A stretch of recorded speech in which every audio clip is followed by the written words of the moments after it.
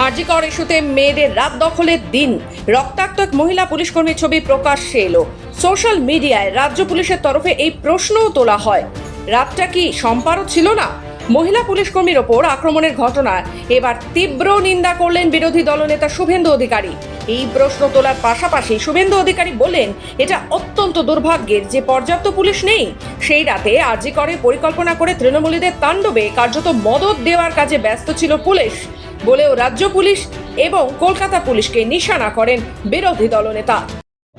আরে ও ট্রেনি মহিলা, training complete না হলে ডিউটি দেওয়া যায় না।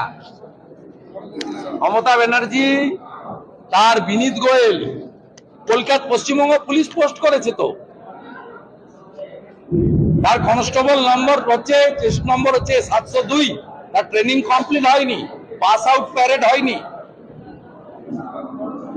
তাকে মাঝরাত্রে ডিউটি করতে পাঠিয়েছে এবং মার খাইয়েছে, তৃণমূলের লোকরা মেরেছে। আমি আরো তথ্য দেব কি কি চেঞ্জ করেছে বিনীত গোয়েল।